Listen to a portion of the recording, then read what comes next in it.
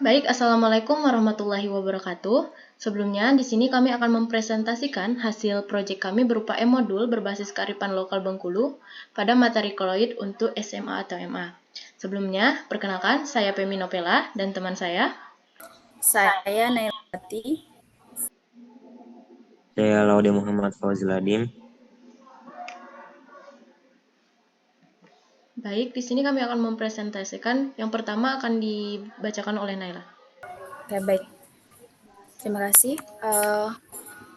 untuk penjelasan materi pada e-modul, lebih ke struktur dan kerangka dari pembuatan e-modul berbasis kearifan lokal Kota Bengkulu pada materi koloid untuk SMA dan MA. Dapat dilihat di sini tampilan cover yang kami sertai dengan contoh-contoh dari koloid di kehidupan sehari-hari, terutama di kearifan lokal yang ada di Bengkulu. Kemudian selanjutnya ada daftar isi yang bersama keterangan dari materi yang kami masukkan sebagai dalam pelajaran. Kemudian selanjutnya itu ada daftar tabel.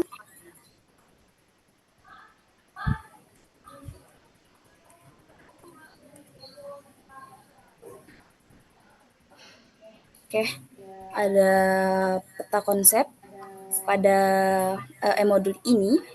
Materi yang dibahas itu seputar sistem dispersi, klasifikasi, sifat-sifat koloid dan cara pembuatan koloid, di mana masing-masing tersebut mempunyai bagiannya seperti sistem dispersi terbagi menjadi larutan, suspensi, dan koloid. Kemudian klasifikasi koloid terdiri dari sol, emulsi, busa, dan buih. Adapun sifat-sifat dari koloid yaitu efek tindal, gerak Brown, adsorpsi, koagulasi, elektroforesis, dan koloid liofil dan koloid liofil. Adapun cara pembuatannya itu terdapat dua cara. Yang pertama kondensasi dan yang kedua itu dispersi. Oke. Pada halaman selanjutnya itu terdapat pendahuluan yang berisi informasi umum. Informasi umum ini membahas atau memberikan data terkait identitas modul pada mata pelajaran, kelas, waktu, dan judul e-modul. Di mana modul ini diperuntukkan untuk kelas 9 atau fase F dengan alokasi waktu 6 JP. Kemudian ada profil pelajar Pancasila, sarana dan prasarana yang digunakan, materi pembelajaran, model pembelajaran. Model pembelajaran yang dipakai di sini yaitu Discover Learning. Kemudian metode pembelajaran yaitu ceramah, diskusi, dan kerja kelompok.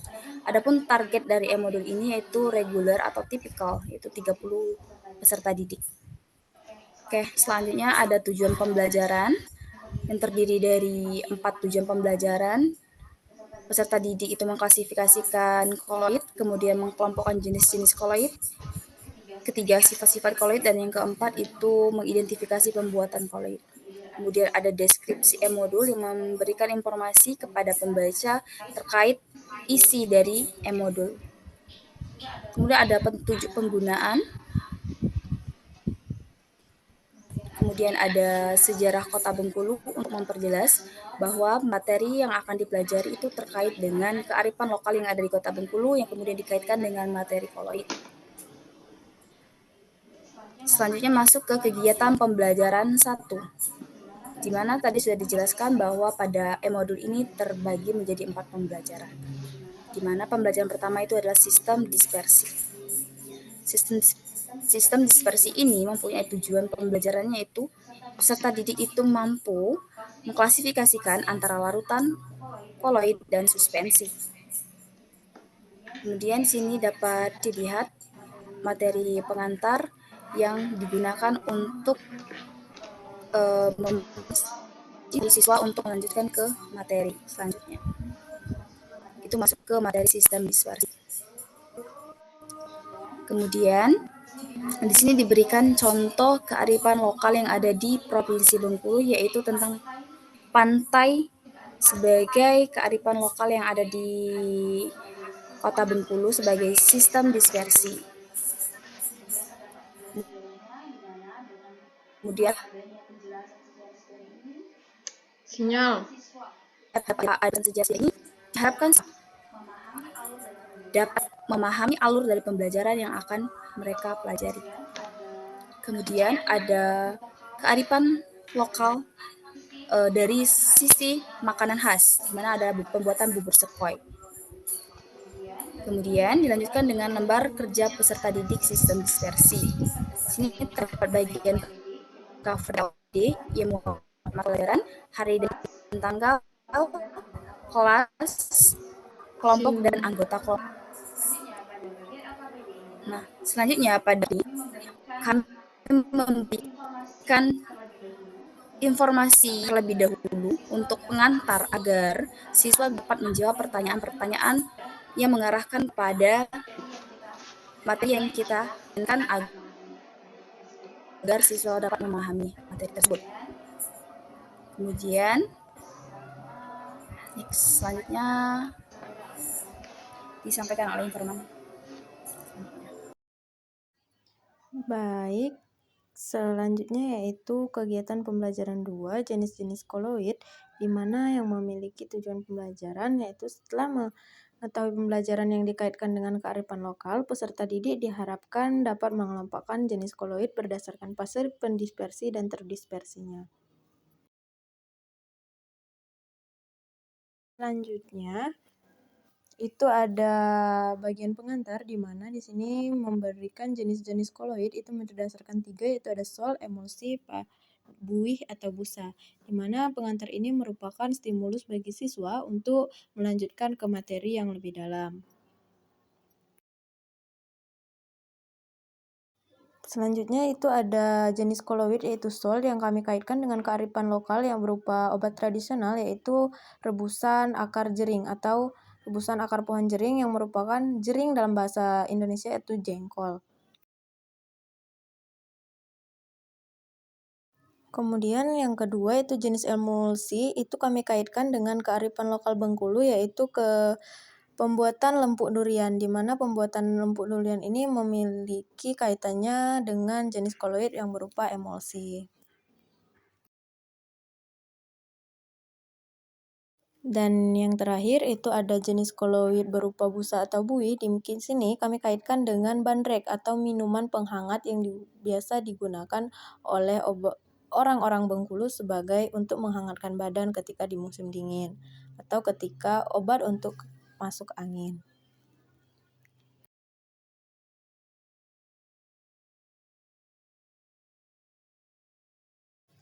Kemudian di sini juga terdapat lembar kerja peserta didik atau LKPD dengan jenis-jenis koloid yang akan digunakan untuk melatih pemikiran siswa. Dengan adanya LKPD ini, maka siswa-siswa akan dapat berpikir lebih cermat untuk memahami materi yang telah disampaikan. Di dalam LKPD, kami memuat beberapa gambar yang kami kaitkan untuk mengisi pemahaman siswa mengenai jenis-jenis koloid, di mana gambar-gambar tersebut berkaitan dengan kotak-kotak atau tabel yang ada di sana yang harus diisi oleh siswa. Kemudian setelah mengisi tabel, para siswa harus menyimpulkan hasil dari tabel tersebut. Setelah tabel disimpulkan, para siswa diminta untuk mencari salah satu contoh dari jenis koloid yang berkaitan dengan kearifan lokal di daerah Bengkulu. Dengan cara siswa mencari contoh-contoh jenis berdasarkan kearifan lokal, maka siswa akan lebih mudah memahami materi tersebut karena sesuai dengan kehidupan sehari-harinya. Kemudian masuk ke kegiatan pembelajaran 3 yaitu sifat-sifat koloid, di mana memiliki tujuan pembelajaran setelah mengikuti pembelajaran yang dikaitkan dengan kearifan lokal, peserta didik diharapkan dapat menjelaskan sifat-sifat koloid berdasarkan contoh kearifan lokal di kehidupan sehari-hari. Adapun sifat-sifat koloid itu terbagi menjadi 5, yaitu ada efek Tyndall, gerak Brown, elektroporesis, absorpsi, dan koagulasi. Selanjutnya itu sifat koloid efek Tyndall ini kami kaitkan dengan kabut di daerah liku 9, di mana liku 9 ini selalu tersedia berkabut ketika pagi maupun sore hari. Hal ini sesuai dengan sifat koloid yaitu efek tindal ketika kabut yang disinari oleh pancaran lampu-lampu dari sinar kendaraan. Liku 9 merupakan salah satu penghubung antara Kabupaten Kepahyang dengan Kabupaten Bengkulu Tengah. Kemudian ada sifat koloid yaitu gerak berondar elektroforesis. Di sini kami mengisi dengan materi-materi karena belum menemukan kearifan lokal yang dapat dikaitkan dengan materi tersebut.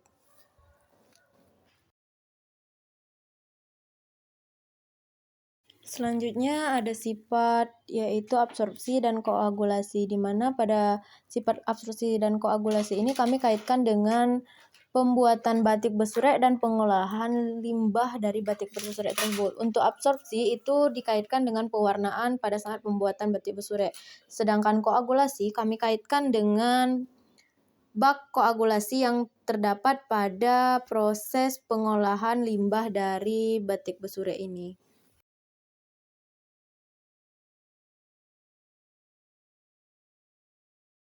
Kemudian pada materi ini juga terdapat LKPD dengan tujuan agar siswa itu dapat lebih memahami materi melalui latihan atau soal-soal yang terdapat di LKPD. Di dalam LKPD ini kami memberikan sebuah penjelasan-penjelasan terlebih dahulu pada saat di bagian depan, kemudian akan memberikan pertanyaan di bagian selanjutnya yang harus diisi oleh para siswa untuk melatih pemahaman materi yang telah diajarkan.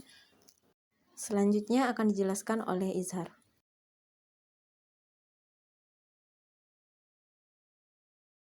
Baik, terima kasih. Selanjutnya, kegiatan pembelajaran 4 yaitu pembuatan koloid. Dengan tujuan pembelajaran yaitu setelah mengikuti pembelajaran yang dikaitkan dengan kearifan lokal, peserta didik diharapkan dapat mengetahui cara pembuatan koloid. Selanjutnya,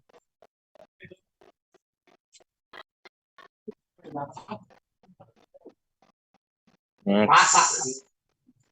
Di sini ada cara pembuatan koloid, di mana yang pertama ada cara dispersi. Cara dispersi bagi lagi menjadi dua, yaitu dispersi mekanik dan dispersi elektronik. Next. Dan mohon maaf, tadi ada 3 cara, yang ketiganya yaitu petisasi. Dan yang kedua ada cara kondensasi, di mana yang pertama dikaitkan dengan reaksi kimia. Next.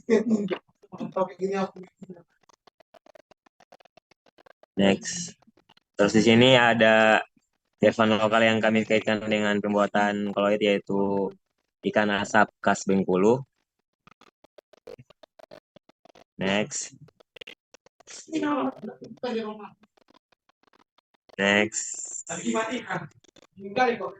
Nah, sama seperti pembelajaran sebelumnya, terdapat LKPD atau lembar kerja peserta didik untuk siswa, untuk diberikan kepada siswa agar siswa dapat memahami pembelajaran yang kami berikan. Next. Di sini kami memberikan penjelasan tentang apa itu ikan asap khas Bengkulu, bertujuan agar siswa mampu memahami apa saja atau bagaimana cara pembuatan koloid tersebut. Next. Di sini ada glosarium dan daftar pustaka. Selanjutnya saya kembalikan kepada moderator. Selanjutnya adalah riwayat penulis, di mana di sini penulis terdiri dari kami bertiga, yaitu ada Naila, saya, dan juga Izhar. Dan ini adalah bagian dari akhir modul yang telah kami buat. Baik, mungkin hanya itu presentasi yang dapat kami sampaikan. Lebih dari kurang kami minta maaf. Kami akhiri. Wassalamualaikum warahmatullahi wabarakatuh.